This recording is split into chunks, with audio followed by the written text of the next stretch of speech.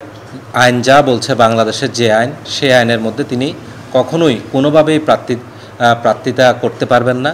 কিন্তু আজকে আমি দেখলাম, তো আমি জোর প্রতিবাদ জানানোর পরেও তার তার মনোনয়নপত্রটি গ্রহণ করা হয়েছে এবং আমাকে বলা হয়েছে কক্সবাজারের মধ্যে আপনার আপিল করার জন্য। তা আমি আপিলের জন্য প্রস্তুতি নিয়েছি। ইনশাল্লাহ আমি আপিল করব। বিসমিল্লাহির রহমানির রহিম। আমি ৪ নং রাজাপালং ইউনিয়ন পরিষদ উপনির্বাচনে প্রার্থী হয়েছি। আমি সাদমান জামি চৌধুরী। আমার গতবারেও আমি নির্বাচন করেছিলাম ঠিক ২.৫ বছর আগে। খুব অল্প ভোটে আমাকে হারিয়ে দেওয়া হয়েছিল ষড়যন্ত্রের মাধ্যমে, ভোট ছিনতাইয়ের মাধ্যমে। কিন্তু যিনি নির্বাচিত হয়েছেন তিনি আপনার ইউনিয়ন পরিষদ চেয়ারম্যান থেকে পদত্যাগ করে উপজেলা নির্বাচনে প্রার্থী হয়েছিলেন এবং জয়ী হয়েছেন। তো ৪ নং রাজাপালং ইউনিয়ন পরিষদের চেয়ারম্যান পদটি শূন্য পদ ঘোষণা করা হয়েছে এবং আগামী ২৭ তারিখ নির্বাচন ঘোষণা করা হয়েছে ইভিএমে। কিন্তু আজকে আপনার গতকালকে আমাদের নমিনেশন পেপার জমা দেওয়ার শেষ ডেট ছিল। আমরা নমিনেশন পেপার জমা দিয়েছি। আমরা উখিয়ার রাজাপালংয়ের উপনির্বাচনের প্রার্থিতার জন্য ৪ জন প্রার্থী নমিনেশন পেপার জমা দিয়েছি। তাদেরই মধ্যে একজন হুমায়ুন কবির চৌধুরী, যিনি বর্তমান উপজেলা চেয়ারম্যান জাহাঙ্গীর কবির চৌধুরীর ভাই। উনি জেলা পরিষদ সদস্য ছিলেন এবং উনি সরকারি কর্মকর্তা ছিলেন। তিনি বঙ্গমাতা ফজলুদ্দিনেসা সরকারি মহিলা কলেজ উখিয়ার একজন শিক্ষক। তো এখন নির্বাচন উনি প্রার্থিতা করার জন্য নমিনেশন জমা দিয়েছেন। কিন্তু আমি আজকে নমিনেশন যাচাই বাছাইয়ের দিন ছিল আপনার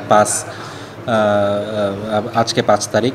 কিন্তু নমিনেশন যাচাই বাছাইয়ের মধ্যে আমি যখন প্রশ্ন তুলেছি উনি নির্বাচনে প্রতিদ্বন্দ্বিতার জন্য গ্রহণযোগ্যতা নেই ওনার, সেটার প্রতিবাদ জানিয়েছি। কারণ তিনি একজন সরকারি গেজেটেড শিক্ষক।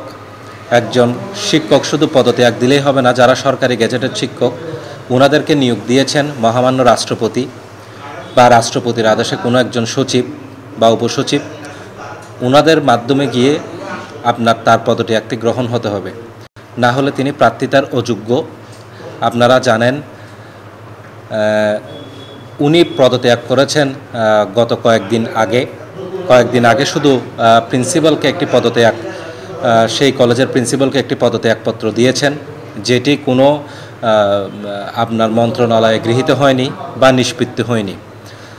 তো এই অবস্থায় আইন যা বলছে, বাংলাদেশের যে আইন, সেই আইনের মধ্যে তিনি কখনোই কোনোভাবেই প্রার্থিতা করতে পারবেন না। কিন্তু আজকে আমি দেখলাম আমার লয়ার ছিল, আমার অ্যাডভোকেটের উপস্থিত ছিল, অনেক অন্যান্য প্রার্থীদের মধ্যে সবাই উপস্থিত ছিল। কিন্তু আমি জোর প্রতিবাদ জানানোর পরেও তার মনোনয়নপত্রটি গ্রহণ করা হয়েছে এবং আমাকে বলা হয়েছে কক্সবাজারের মধ্যে আপনার আপিল করার জন্য। তা আমি আপিলের জন্য প্রস্তুতি নিয়েছি।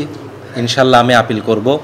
আমি মনে করি বাংলাদেশে একটি সঠিক বিচার ব্যবস্থা রয়েছে। এই সঠিক বিচার ব্যবস্থার মাধ্যমে আমি আশা করব যারা প্রার্থী হিসেবে আসলে যোগ্য তারাই প্রার্থিতা করতে পারবেন নির্বাচনে, আর যারা অযোগ্য তাদের নমিনেশন যাতে বাতিল করা হয়, তাদের মনোনয়নপত্র যাতে বাতিল করা হয়।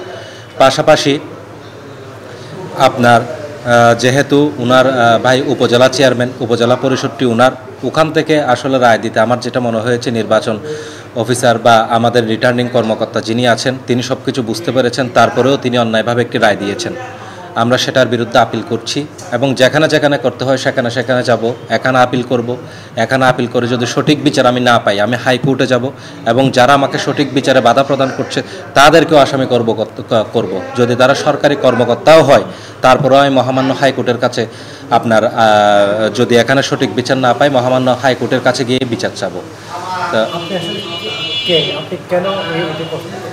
কারণ আমি গতবারেও প্রার্থী ছিলাম। আমি চাই যারা সঠিক আইনানুগভাবে নির্বাচন করতে পারবে, নির্বাচনের জন্য যোগ্য, তারাই প্রার্থিতা করুক। যারা অযোগ্য তারা প্রার্থিতা না করুক। পাশাপাশি সাধারণ ভোটার যারা রয়েছেন তারা সবসময় আমাকে ভালোবাসার পাত্র হিসেবে রেখেছেন। তাদের উদ্দেশ্যে আমি বলবো, আপনারা সব কিছু দেখছেন, আপনারা চোখ কান খোলা রাখবেন এবং কেন্দ্রে গিয়ে ঝড় বৃষ্টি বাদলের দিন হোক আমাকে একটি ভোট দিবেন, আপনাদের সেবা করার সুযোগ প্রদান করবেন।